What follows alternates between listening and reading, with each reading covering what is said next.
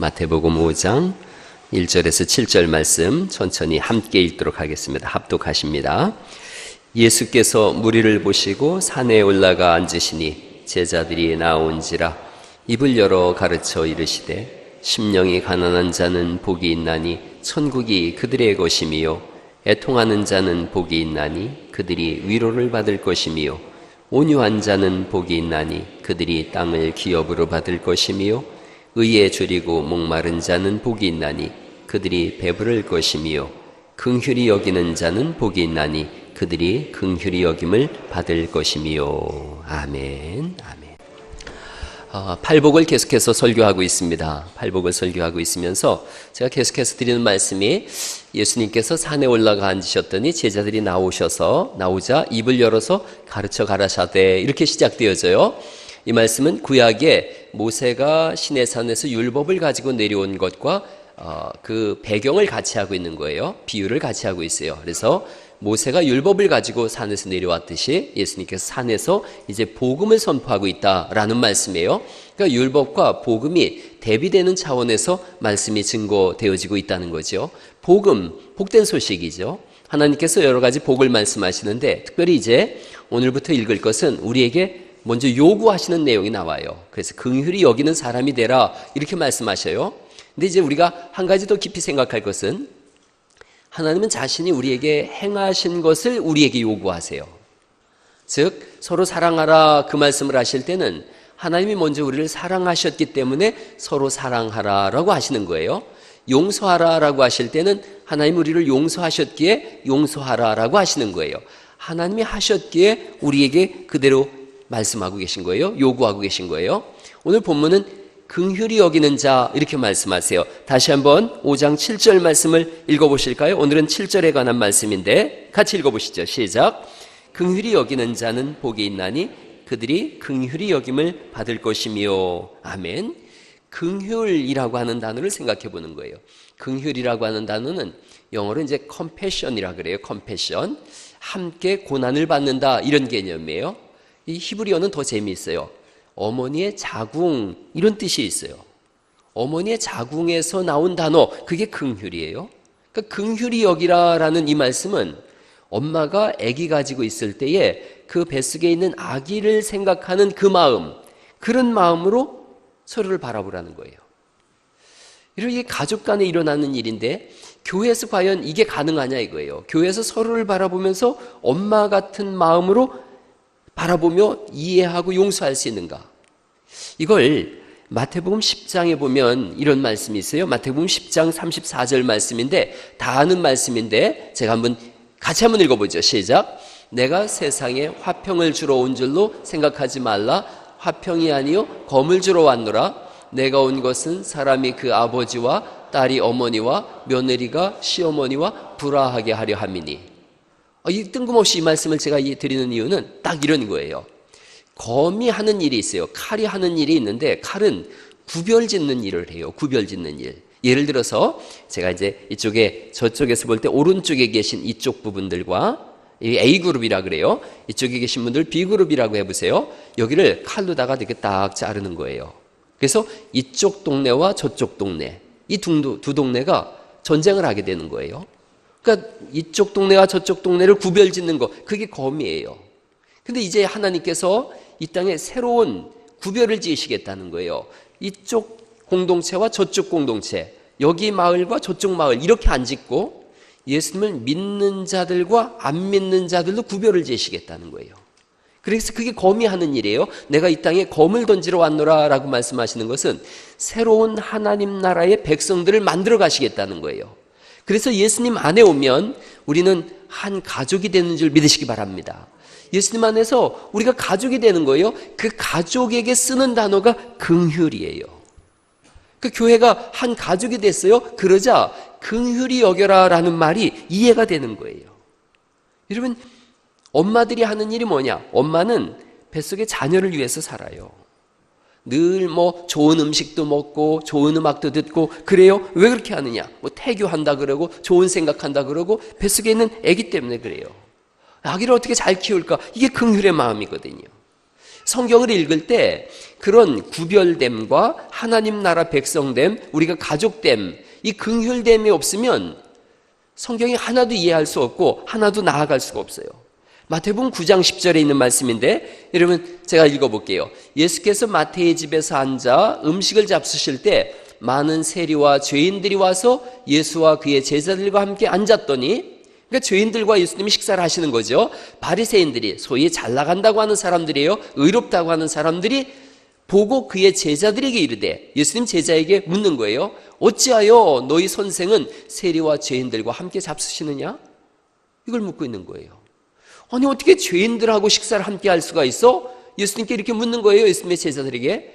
긍휼이라는 말이 빠지면 가족됨, 하나님 나라의 새로운 구성됨, 구성원들, 이 말이 빠지면 그 다음 말을 진행해 나갈 수가 없어요. 근데 예수님이 이렇게 말씀하시죠. 9장 12절 말씀인데 이제 같이 한번 읽어보십니다. 시작.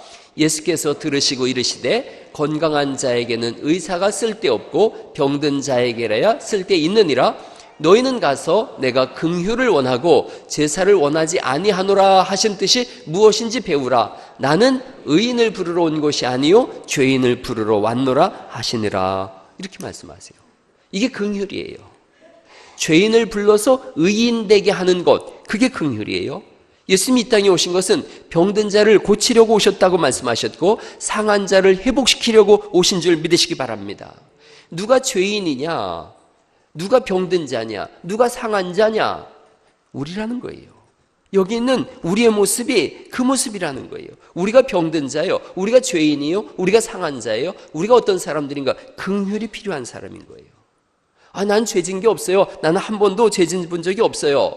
아니요. 요한일서 1장 10절 말씀인데 또 한번 읽어보시죠. 시작. 만일 우리가 범죄하지 아니하였다 하면 하나님을 거짓말하는 자로 만드는 것이니 또한 그의 말씀이 우리 속에 있지 아니하니라. 이렇게 말씀하세요. 우리의 모습이에요. 뭐 사람들이 그래요. 우리 목사님은 원래부터 착했나 봐. 원래부터 우리 목사님 착했어. 그렇게 보이죠? 아, 왜 시험 들게 아침부터 이러는 거예요? 아, 뭐 저보고 얼굴도 선해 보인다고 그러고 착하다 그래요? 그럴 때마다 제가 하는 얘기예요. 우리 엄마한테 물어보라고, 우리 엄마한테. 여러분, 우리는 명절날 돼서 이렇게 서울 집에 가면 우리 어머니가 명절날 아침에 조용하라 그래요. 그리고 40분 거리에 있는 우리 큰 누나를 불러요. 음식하라고. 하는 이유가 우리 마누라 깬다고. 우리 집사람 깨니까 새애기 깬다. 큰 소리 내지 마라. 그리고 조용히 음식하라 그래요. 그리고 음식하다 덜그럭거리면 막 뭐라 그러세요. 새애기 깨는구만. 조용히 하라고. 이유가 딱 하나 있어요. 저랑 살아주는 것만 해도 고맙대요. 그 이유 때문에 그런 거예요. 어릴 때부터 내가 하는 짓을 다 보셨거든요. 그래서 우리 누나들도 그러고 형님들도 그러셨어요. 저놈한테 시집 오려고 하는 아기가 있으면 막아야 돼. 말려야 돼. 그랬어요. 근데 제 아내가 눈에 콩깍지가 씌워가지고 저한테 왔어요. 그때부터 우리 집 상전이 됐어요. 혹시 기분 나빠서 저버리고 나갈까봐 조심조심해요. 그게 우리의 모습이에요. 의인이 하나도 없어요. 세상에 의인이 누가 있는가? 로마서 3장 10절에 있는 말씀이에요. 같이 한번 읽어보죠. 시작. 의인은 없나니 하나도 없으며 하나님을 찾는 자도 없고 선을 행하는 자도 없나니 하나도 없도다. 그들의 목구멍은 열린 무덤이요 그 혀로는 속임을 일삼으며 그 입술에는 독사의 독이 있고 그 입에는 저주와 악독이 가득하고 그 발은 피 흘리는데 빠른지라. 우리의 모습이에요. 우리가 본질이 그거라는 거예요. 성경에서 찾아볼 때 가장 훌륭해 보이는 분이 누구냐? 바울이에요. 사도 바울이에요. 그런데 그가 이런 고백을 합니다. 디모데전서 1장 15절에 있는 말씀인데 미쁘다 모든 사람이 받을 만한 이 말이요 미쁘다라는 것은 믿을 수 있다 이런 뜻이에요. 그리스도께서 죄인을 구원하시려고 세상에 임하셨다 하였도다. 죄인 중에 내가 뭐라고 말하고 있어요? 괴수다 이걸 고백하고 있어요. 나는 죄인의 우두머리다. 내가 최고 악당이다. 이게 사도 바울의 고백이에요. 그런데 예수님을 만나면 우리의 고백이에요. 아, 나는 의로운 사람인 줄 알았는데 하나님을 만나보니 최고 악당인 거예요. 고린도 교회 사람들이 굉장히 큰 은혜를 받았어요. 방언도 있고 여러 가지 은사도 나타났어요. 그러자 이 모든 것이 하나님이 내게 주셨구나라고 생각해야 되는데 인간이 그렇게 안 나가요. 인간은 뭔가 좋은 일이 있고 지혜가 생기면 다 자기 쪽으로 해석해요. 내가 잘나서 그렇지. 내가 복을 만한 그리스도에서 그래. 내가 충성해서 그렇지. 내가 복 받을 짓을 했잖아? 아나무인이 되어져요. 그 고린도 교회를 향해서 주님이 이렇게 답을 주세요. 고린도전서 1장 26절에 있는 말씀인데 제가 읽어볼게요. 너희를 부르심을 보라. 육체를 따라 지혜로운 자가 많지 아니하며 능한 자가 많지 아니하며 문벌 좋은 자가 많지 아니하도다. 세상에 미련한 것들을 택하사 세상에 또 악한 것들을 택하사 세상에 천한 것들과 멸시받는 것들과 없는 것들을 택하셨다는 거예요. 그래서 복을 주시고 그렇게 은사를 주시고 하나님 나라 백성이 되게 하셨다는 거예요. 이유는 29절에 있어요. 29절 읽어보죠. 시작. 하나님 앞에서 자랑하지 못하게 하려 하심이라. 그럼요. 자랑할 것이 없어요. 우리의 모습을 보면 하나님 앞에 긍휼 외에는 달리 표현할 길이 없어요.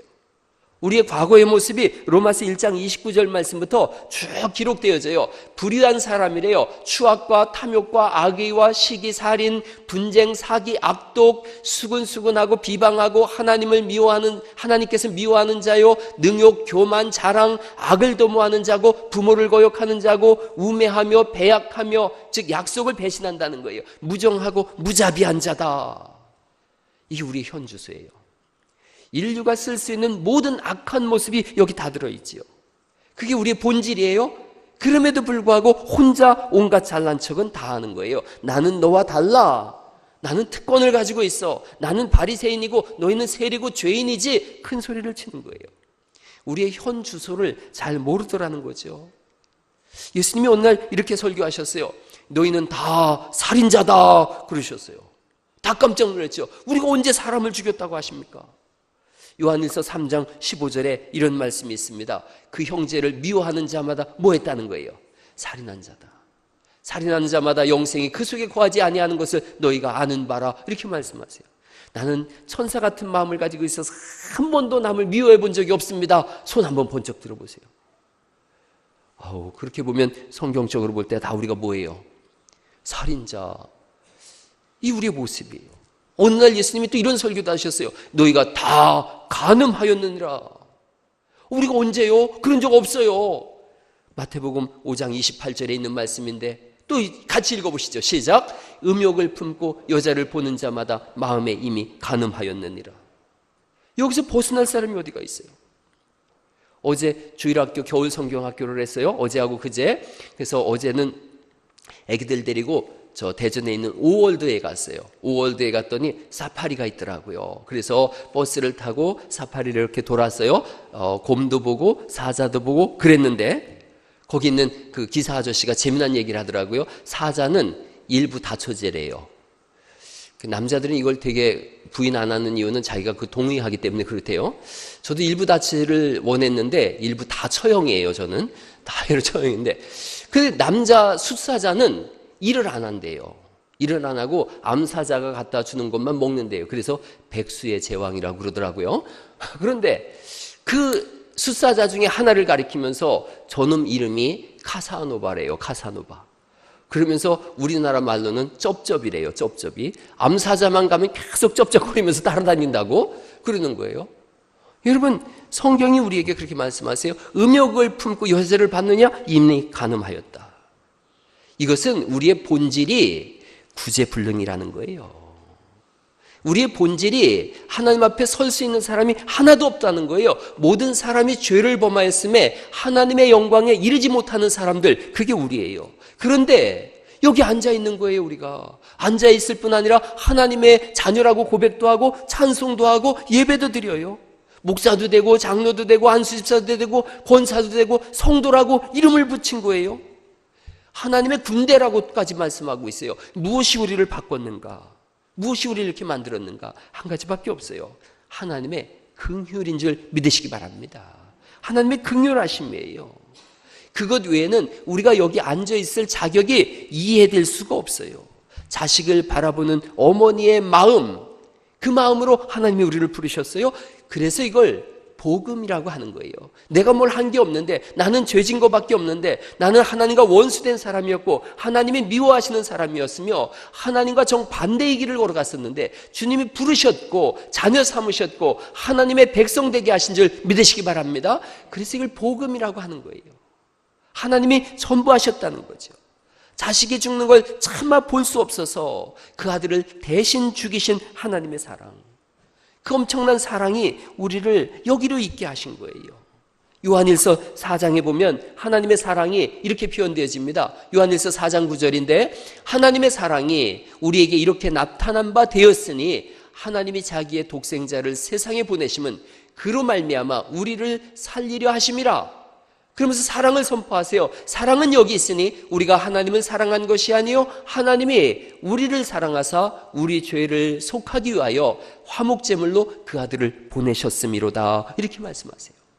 예수님은 십자가에 매달기까지 우리를 사랑하시고 우리를 품으시고 용서하셨다. 그 단어를 긍휼이라고 하는 거예요. 긍휼이라고 하는 말의 히브리어는 여러 가지로 표현되어져요. 한번 따라해 보시겠어요? 헤세드. 한 번만 더 해보세요. 헤세드. 예, 이 단어는 긍휼이란 뜻도 되고 사랑이란 뜻도 되고 용서라는 뜻도 되고 품는다라는 뜻도 되고 온갖 다 용서하고 품고 불쌍히 여기는 것에 어떤 단어로든 해석이 가능해요. 하나님께만 쓰이는 단어예요. 하나님이 우리를 보실 때 쓰시는 단어예요. 그게 헤세드라고 하는 거예요. 그게 긍휼이에요. 처음부터 끝까지 하나님이 품으셨어요. 화목제물이 뭐냐? 베드로전서 2장 24절에 이렇게 쓰여져요. 친히 나무에 달려 그 몸으로 우리 죄를 담당하셨으니 이는 우리로 죄에 대하여 죽고 의에 대하여 살게 하려 하심이라. 화목제물로 써 있음이 하신 일이 뭐냐? 노란 글자 맨 밑에 한번 읽어보시죠. 시작. 그가 채찍에 맞음으로 너희는 나음을 얻었나니. 이렇게 말씀하세요. 우리로 하여금 화목하게 하셨어요. 하나님과 화목하게 하시고 하나님과 화목하게 됨으로 인해서 나음을 얻게 하려고 하셨다. 우리를 불쌍히 여기셔서 우리의 죄를 대신 짊어지시고 죽으심으로 우리를 살리셨다. 이걸 전하는 게 사실은 설교라고 해요. 제가 하는 일이 뭐냐? 이걸 전하는 거예요. 현대의 그리스도인들은 자신의 원래적 본분을 잘 망각하고 있어요. 하나님 앞에 설 수 없는 존재인데 하나님의 긍휼하심이 우리를 그 앞에 서게 하셨다. 이걸 자꾸 잊어버려요. 그러다 보니까 적반하장의 고백을 하는 거죠. 주님, 제가 뭘 좀 도와드릴 거 없나요? 이렇게 나가는 거예요. 교회를 향해서도 교회 내가 뭘 좀 도와줄 거 없나? 이렇게 나가요. 아니요, 우리가 요청할 거 이거예요. 주님, 저를 불쌍히 여겨주소서. 이게 우리의 고백이에요. 날마다 주님 앞에 주님, 저를 긍휼히 여겨주세요. 주님, 저를 불쌍히 여겨주세요. 마태복음 9장 27절에 보면 예수님의 발걸음을 멈춘 두 사람이 나와요. 앞을 못 보는 분이에요. 두 분 다 앞을 못 보시는데 예수님의 발걸음을 멈추게 했어요. 온 우주를 지으신 하나님의 발걸음을 멈추게 해요. 이유는 한 가지예요. 우리를 불쌍히 여기소서. 이 한마디였어요. 우리를 불쌍히 여기소서, 우리에게 긍휼을 베푸소서. 주님이 걸음을 멈추셨고 그들로 하여금 보게 하셨어요.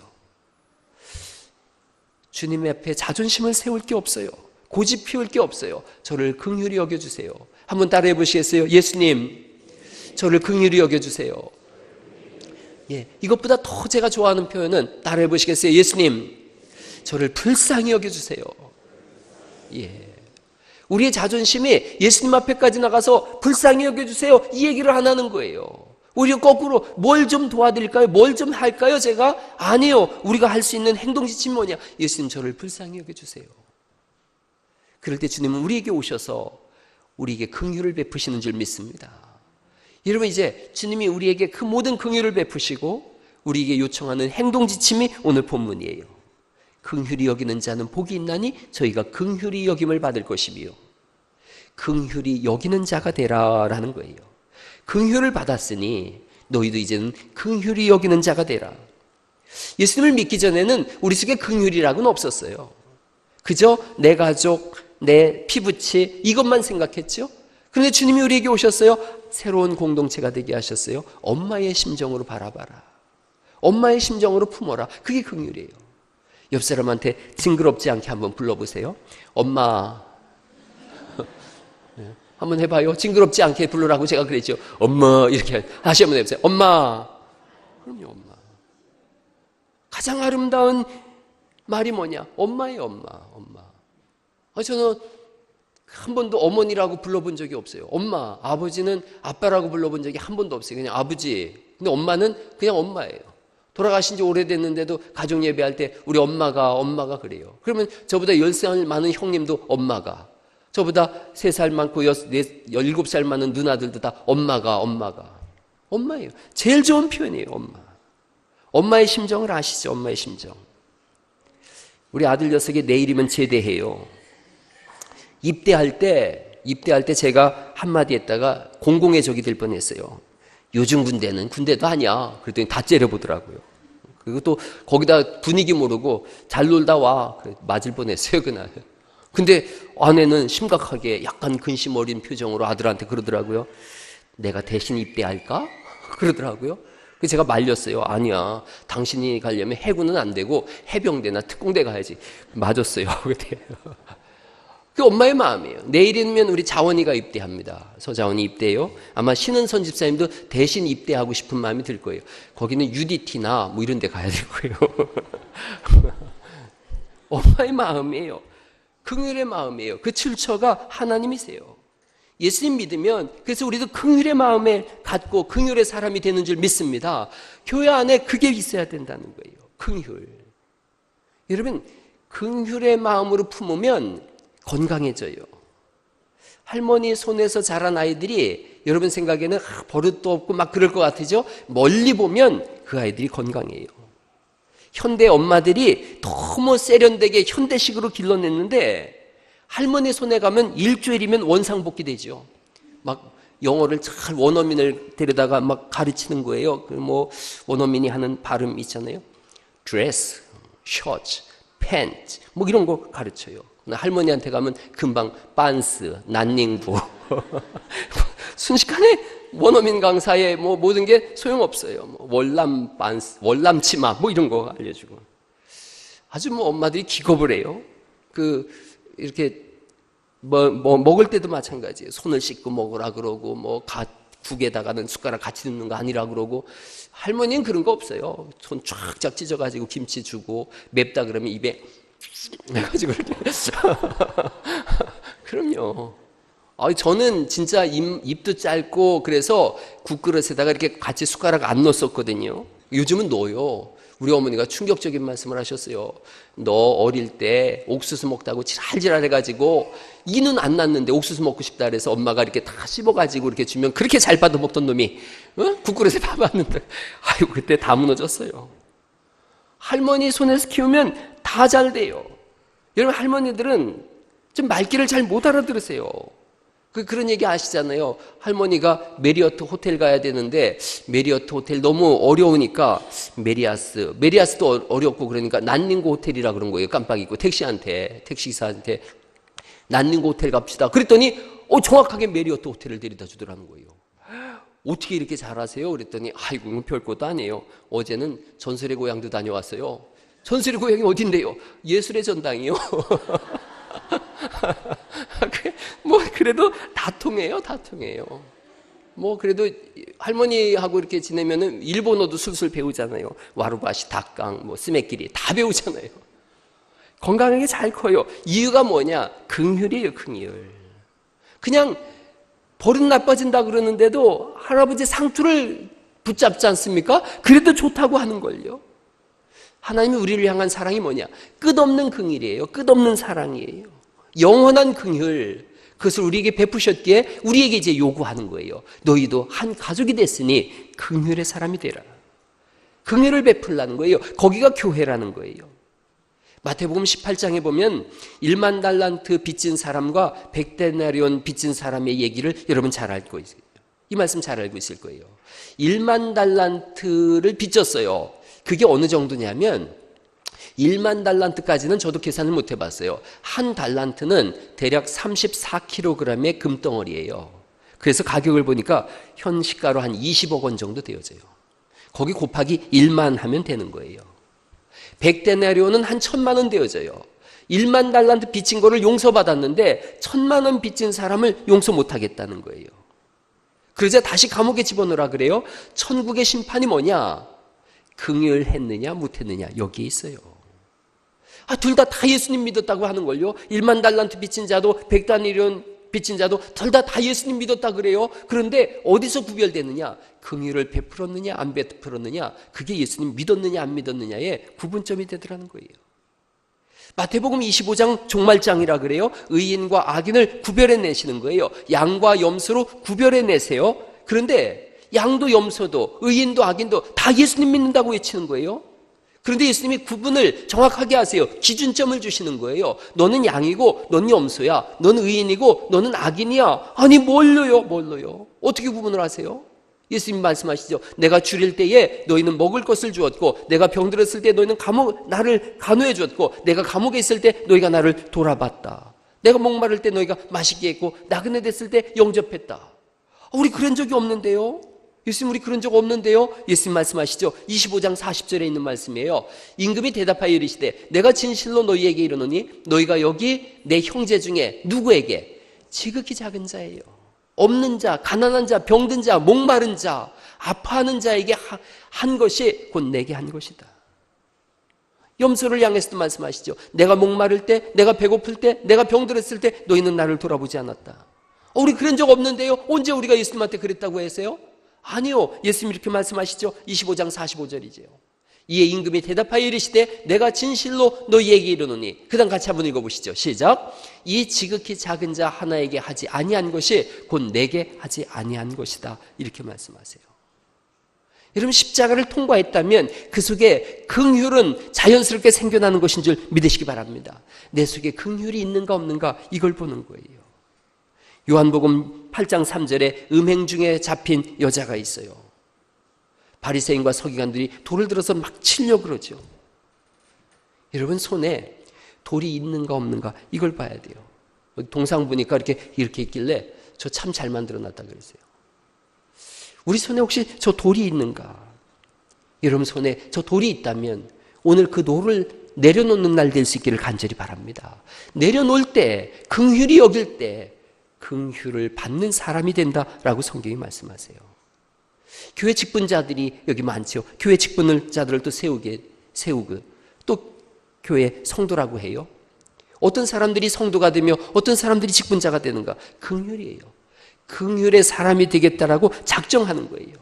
자꾸 손에 돌이 들리고 가슴에 칼이 품어지거들랑 금식하면서 회개해야 돼요.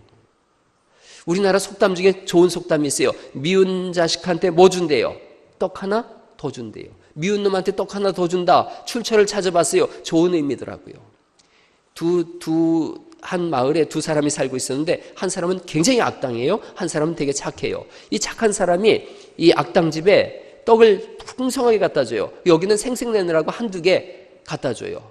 매번 그렇게 했어요. 자녀가 어느 날 묻는 거예요.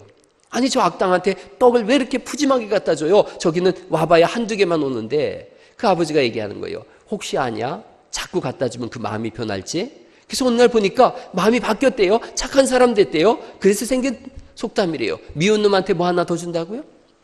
떡 하나 더 주세요.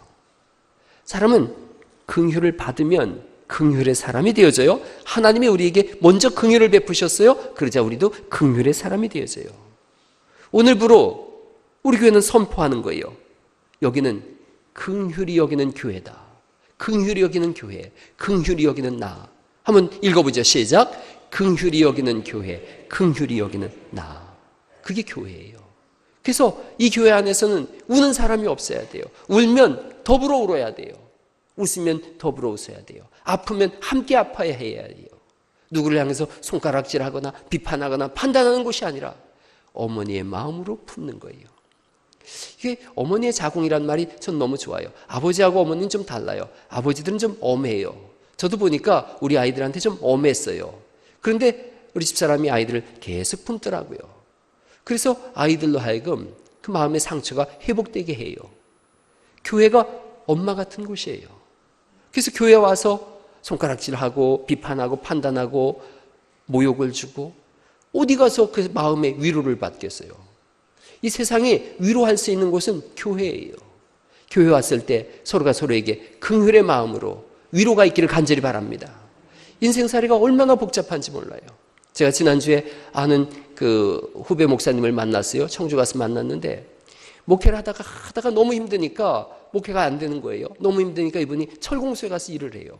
어느 날은 집을 짓는데 큰 철판하고 같이 떨어졌는데 이 철판이 떨어지면서 다른 기둥에 툭 부딪혀가지고 이게 돌아갔지, 그냥 떨어졌으면 자기 목이 잘려서 죽었을 거래요.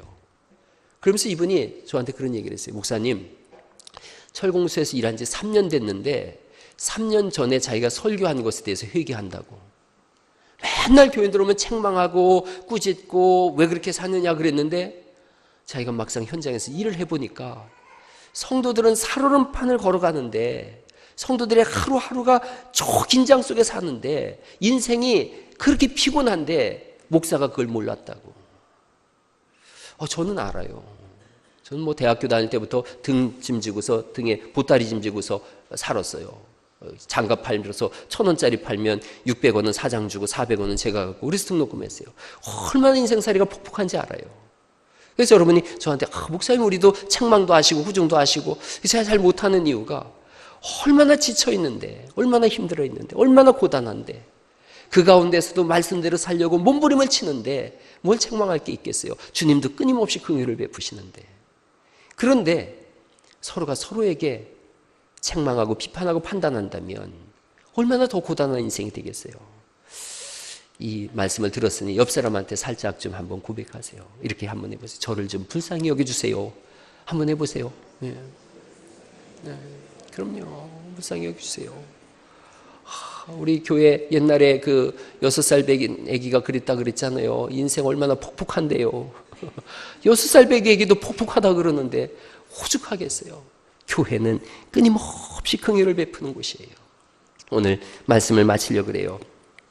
그런 찬송이 있어요. 아버지 당신의 마음이 있는 곳에 라는 찬송이에요.